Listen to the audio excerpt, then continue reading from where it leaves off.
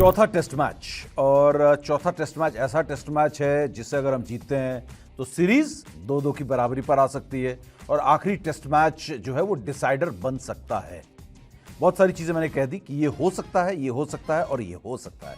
ये तब हो सकता है जब टीम इंडिया जबरदस्त प्रदर्शन करे और अपने बर्मिंघम यानी कि एजबेस्टन के प्रदर्शन को जो है दोबारा दोहरा दे और यहां पर एक बार फिर पलटवार करके सीरीज को बराबर कर दे। क्योंकि मुकाबला मैनचेस्टर के ओल्ड ट्रैफर्ड में है और जहां तक ओल्ड ट्रैफर्ड की बात है, मैं फटाफट आपको बताने वाला हूं कि यहां पर कंडीशंस कैसे होने वाली है, यहां की पिच किसको ज्यादा मदद करती है, यहां पर टॉस जीतकर पहले क्या करना फायदेमंद हो सकता है, टीम इंडिया क्या दिख रही है। क्योंकि टीम के कुछ अहम खिलाड़ी जो हैं वो चोटिल हो गए हैं। टीम के अगर हम परम्यूटेशन कॉम्बिनेशन की बात करें उसमें भी बदलाव साफ नजर आ रहे हैं जबरदस्ती के। तो इन सब पर हम बात करेंगे, लेकिन सबसे पहले बात करते हैं कि मैनचेस्टर के मैदान में आप क्या उम्मीद कर सकते हैं। मैनचेस्टर के मैदान की अगर हम बात करें तो ये अप नॉर्थ है और यहां पर आपको मालूम है कि तेज गेंदबाजों को मदद मिलती है।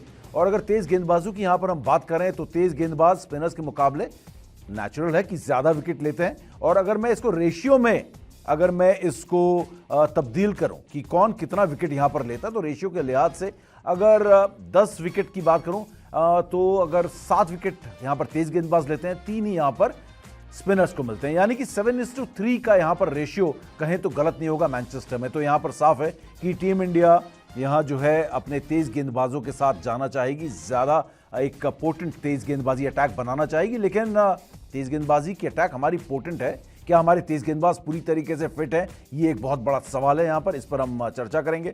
और दूसरी चीज अगर हम बात करें मैनचेस्टर की, जो मैनचेस्टर का रिकॉर्ड है वो बड़ा डराने वाला है, जैसा एजबेस्टन में था। एजबेस्टन में जैसे हम इस सीरीज में पहली बार हम वहां पर जीते हैं, इससे पहले हम कभी नहीं जीते थे। तो एजबेस्टन का रिकॉर्ड भी कुछ ऐसा ही है। मैनचेस्टर के ओल्ड ट्रैफर्ड का रिकॉर्ड भी एजबेस्टन जैसा ही है। यहां पर हमने कुल 9 मैचेस खेले हैं, 4 हारे हैं, 5 ड्रॉ किए हैं, जीता हमने एक भी नहीं है। तो यहां पर भी एक सुनहरा रिकॉर्ड बनाना है और इस बार वो रिकॉर्ड बन जाए तो क्या बात है बॉस। रिकॉर्ड भी सुधर जाएगा और पलटवार भी हो जाएगा, सीरीज भी बराबरी पर खड़ी हो जाएगी। इससे बेहतर तो कुछ नहीं हो सकता है। और अगर बात करें हाईएस्ट यहां पर टीम इंडिया के स्कोर के बारे में बात करूं तो इंडिया ने यहां पर जो है बहुत बड़ा स्कोर नहीं किया। जैसा कि हमने देखा था हेडिंगले में 600 रन हमने बनाए थे 2002 में। यहां पर जो टीम इंडिया का जो सर्वाधिक सर्वश्रेष्ठ बेस्ट स्कोर है वो है 432 1990 में यहां पर बनाया था। और लोएस्ट जो है उसको हमें भूल जाना चाहिए क्योंकि वो 1952 में बनाया था, आजादी के कुछ ही सालों के बाद। क्योंकि उस समय तो टीम बन ही रही थी, इंडिया पाकिस्तान के जो खिलाड़ी थे आपस में बट गए थे, उस समय टीम जो है एक तरीके से सेटल नहीं थी। सिर्फ 58 रन बनाए थे, वो 1952 में बनाए थे। तो 1952 की बात जो है वो अब बहुत पीछे रह गई। तो यहां पर हमें यह देखना होगा कि टीम इंडिया पलटवार कैसे करती है। और अगर हम बात करें यहां पर मेजबान टीम की अगर बात करें तो मेजबान टीम ने यहां पर 20 मुकाबले खेले हैं, जिसमें से 14 उन्होंने जीते हैं, सिर्फ 2 हारे हैं और 4 ड्रॉ किए हैं। तो मतलब साफ सी बात है, यहां पर मेजबान टीम का जो रिकॉर्ड है, पलड़ा जो है वो काफी भारी रहा है अपने घर पर खेलते हुए, मैनचेस्टर में खेलते हुए। और खासकर जब तक जेमी एंडरसन और स्टुअर्ट ब्रॉड रहे पिछले 20 सालों में, इन्होंने काफी अच्छा यहां पर प्रदर्शन किया। क्योंकि तेज गेंदबाजी हमेशा से इंग्लैंड की ताकत रही है। 2 लगातार अच्छे तेज गेंदबाज कंसिस्टेंटली खेले, स्टुअर्ट ब्रॉड और जेमी एंडरसन, उनके साथ लगातार कोई ना कोई 2 या 3 अच्छे तेज गेंदबाज उनके साथ हमेशा बने रहे। तो एक अच्छा एक यूनिट फास्ट बॉलिंग का इंग्लैंड का पिछले 15 से 20 सालों से बना हुआ रहा है। और अगर ओल्ड ट्रैफर्ड की बात करें यहां पर हिंदुस्तानियों की, तो हिंदुस्तानी खिलाड़ियों के ज़्यादा खेलने की यहाँ पर एक्सपीरियंस तो नहीं है। लेकिन मैनचेस्टर के रिकॉर्ड की अगर बात करें, यहाँ पर जो है टॉस जीतकर क्या करना चाहिए। टॉस जीतकर यहाँ पर पहले बल्लेबाजी करने वाली टीम ज़्यादा फायदे में रही है, क्योंकि यहाँ पर 32 बार वो टीम जीती है जिसने पहले बल्लेबाजी की है और 17 बार वो टीम जीती है जिसने पहले गेंदबाजी की है। तो साफ है कि बैटिंग फर्स्ट यहाँ पर जो है ज़्यादा फायदेमंद हो सकता है। तो ये तो बात है रिकॉर्ड्स की, लेकिन तुरंत अब हम आते हैं असली मुद्दे पर। क्योंकि रिकॉर्ड्स तो हम खंगालेंगे तो भी मिल जाएगा, लेकिन पिछले 3-4 दिनों से 23 जुलाई से जो है ये चौथा टेस्ट मैच शुरू होने वाला है, लेकिन पिछले 4-5 दिनों से लगातार टीम इंडिया के कैंप से मतलब बुरी सी खबरें आ रही है, नेगेटिविटी ही दिखाई दे रही है। ऐसा लग रहा है कि अब हार का असर जो है टीम इंडिया के खेमे पर पड़ने लगा है। ये थोड़ा सा ना एक सीरियस इशू है। और मौसम की अगर बात करें तो मौसम यहाँ पर जो है बारिश आती जाती रहेगी, लेकिन जो पहला दिन है ना, यहाँ बहुत बारिश की संभावना है और बताया जा रहा है कि करीब 70% बारिश की आशंका जताई जा रही है डे 1 पे। तो डे 1 पे हो सकता है कि हमें एक कर्टेल्ड, एक छोटा दिन देखने को मिले। हो सकता है 20, 25, 30 ओवर हमें खेल देखने को मिले। लेट स्टार्ट भी यहाँ पर हो सकता है, तो ऐसे में टॉस बड़ा इंपॉर्टेंट हो जाएगा। लेकिन इसके बाद भी अगर हम बात करें दूसरे, तीसरे और चौथे दिन यहाँ पर बादल रहेंगे और बीच बीच में बादल के साथ साथ छुटपुट जो है बारिश की बौछारों की भी उम्मीद यहाँ पर है कि शायद यहाँ बीच में बारिश आ जाए। तो ऐसे में हो सकता है कि बैटिंग करना लगातार मैनचेस्टर में एक चैलेंज रहेगा। फिर 5वें दिन जाकर फिर से बारिश की बहुत ज़्यादा आशंका जताई जा रही है। यहाँ पर करीब 55% बारिश है। मैं 70 से 55 को काफ़ी कम मानता हूँ। और कई बार क्या होता है कि मौसम जो है करवट बदल भी लेता है, ऐसा नहीं है। कई बार हम देखते हैं कि आखिरी दिन बोलते हैं बारिश है, बारिश है, बारिश है, और आखिरी दिन जो होता है मौसम साफ होता है। लॉर्ड्स में भी कुछ ऐसा ही हुआ था, लग रहा था कि बारिश आएगी, लेकिन बारिश आई नहीं। अब टीम इंडिया की अगर बात करें तो टीम इंडिया में काफ़ी, जैसा कि मैंने कहा, उथल पुथल मची हुई है यहाँ पर। और साफ है यहाँ पर कि टॉस जीतकर आपको यहाँ पर पहले क्या करना चाहिए। अगर बारिश वाला मौसम है और लगातार यहाँ पर बारिश है तो टीम इंडिया चाहेगी कि टॉस हार जाए। लेकिन अगर टॉस जीत गए तो टॉस जीत गए तो आएगी आपके सामने एक समस्या कि क्या किया जाए। तो टॉस जीत गए तो वैसे तो अक्सर बल्लेबाजी करनी चाहिए, लेकिन अगर कंडीशंस इतने यहाँ पर बारिश वाले हैं और टेम्परेचर की अगर बात करें, मौसम ठंडा भी है यहाँ पर। और आपको मैं बता दूं, जो वेदर रिपोर्ट बता रही है, बारिश के साथ साथ यहाँ का जो मैक्सिमम टेम्परेचर है वो करीब 21 डिग्री होगा, वरना यहाँ का जो टेम्परेचर रहेगा 19 डिग्री का टेम्परेचर रहेगा। यानी कि अच्छा खासा ठंडा मौसम मैनचेस्टर में दिखाई देगा। कमाल की बात है, बर्मिंघम की बात करें या लंदन में लॉर्ड्स की बात करें, वहाँ पे 34, 35, 36 डिग्री तक का टेम्परेचर देखा था। और किसी को हमने वार्मर या स्वेटर पहनते हुए नहीं देखा था।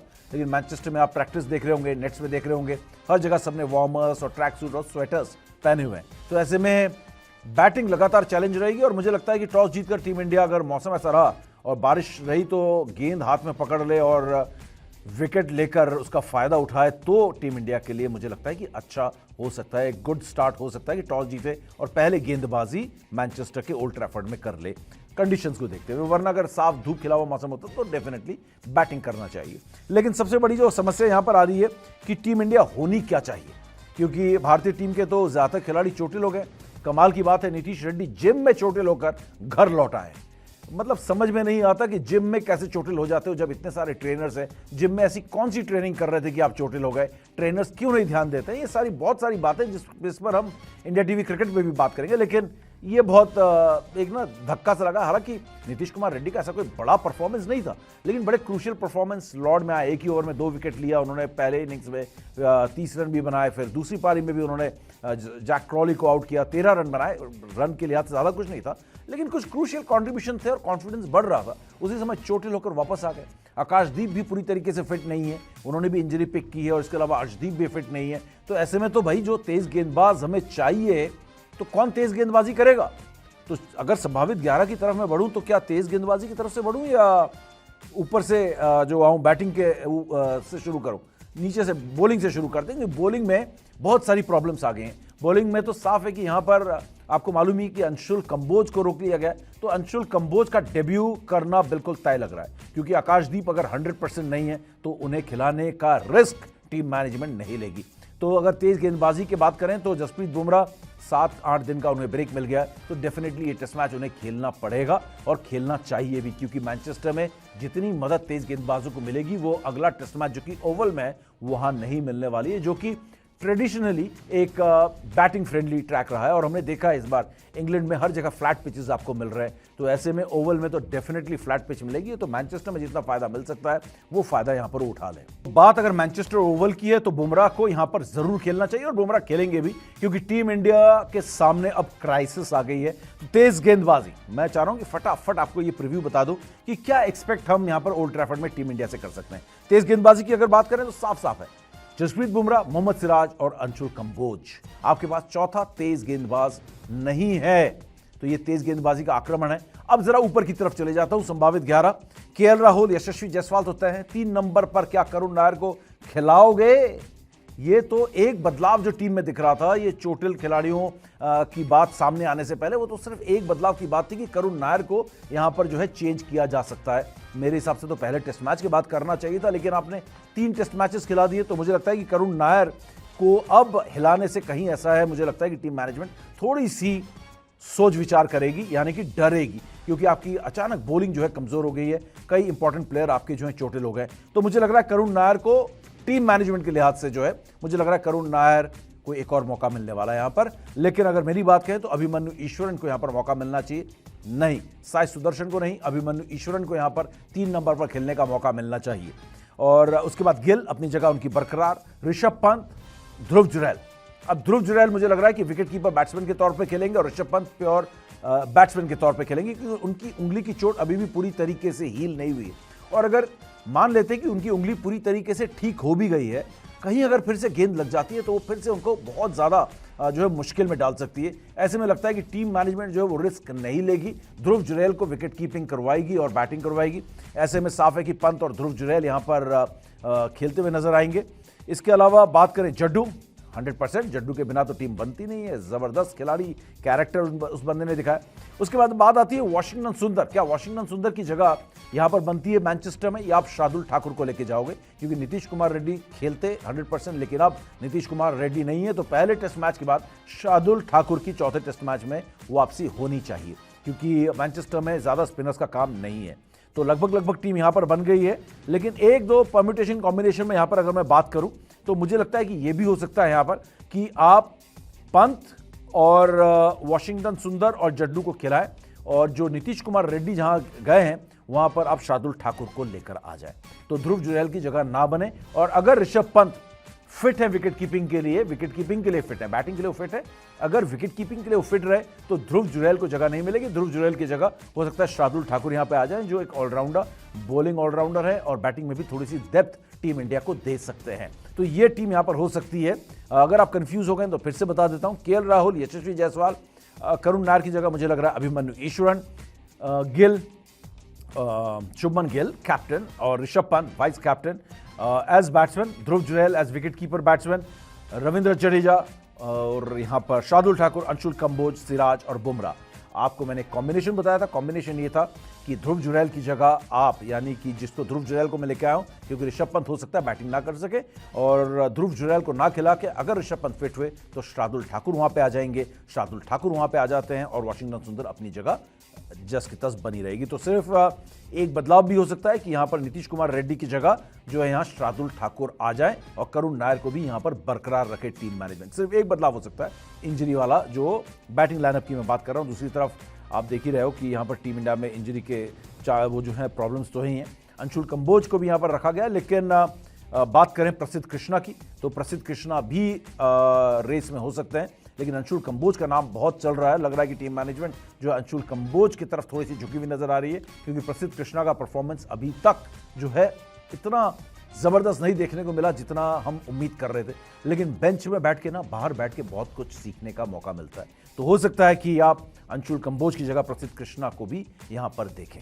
तो लगभग टीम यहां पर हमने बात कर ली है, और संभावित 11 में अगर आप 4 प्योर तेज गेंदबाज लेकर जाना चाहते हैं तो हो सकता है मैनचेस्टर देख के थोड़ा टेम्प्ट हम हो सकते हैं कि अंशुल कंबोज के साथ प्रसिद्ध कृष्णा को भी आप ले लें और 4 तेज गेंदबाजों के साथ आप जाएं, ध्रुव जुरैल को भी आप रखें। बड़ा कंफ्यूजिंग है, थोड़ा सा तो है, दिमाग जो है वो चक्कर तो आएंगे कि ध्रुव जुरैल को ले लें आप, शार्दुल ठाकुर को ना रखें, प्रसिद्ध कृष्णा, अंशुल कंबोज, सिराज और बुमराह के साथ आप जाएं। तो ये भी एक टीम कॉम्बिनेशन बन सकता है। लेकिन बैटिंग में डेप्थ हमने देखा है कि टीम इंडिया लगातार रख रही है, कहीं ना कहीं अपने बैटिंग में थोड़ा सा कॉन्फिडेंस जो है कम नजर आ रहा है टीम इंडिया में। तो हो सकता है कि प्रसिद्ध कृष्णा को बाहरी बैठना पड़े, अंशुल कंबोज, सिराज और बुमराह के साथ जाएं, क्योंकि प्रसिद्ध कृष्णा ने इतना प्रभावित नहीं किया, तो हो सकता है इसलिए प्रसिद्ध कृष्णा को टीम में जगह ना मिले। ये थोड़ा सा बैड लक हो जाएगा प्रसिद्ध कृष्णा के लिए, क्योंकि लगातार टीम के वो लीडिंग फास्ट बॉलर्स में माने जाते हैं। लेकिन अगर अंशुल कंबोज के लिए वो अपनी जगह गंवाते हैं तो थोड़ा सा हर्ट होगा, और हर्ट जो होता है कभी कभी इंटरनेशनल लेवल के स्पोर्ट्समैन के लिए बहुत अच्छा होता है, क्योंकि वो दवाई की तरह काम करता है और वो अपना परफॉर्मेंस ऊपर लेके जाता है। लेकिन फिलहाल मेरे प्रीव्यू में इतना ही। लेकिन उम्मीद यही है कि मैनचेस्टर में टीम इंडिया की 11 कोई भी उतरे, लेकिन जुनून और जज्बा यहां पर दिखना चाहिए। किस बात का? पलटवार का। क्रिकेट की हर बड़ी खबर, हर बड़े अपडेट और लाइव डिस्कशन के लिए जुड़िए मेरे साथ सिर्फ India TV cricket YouTube channel पर।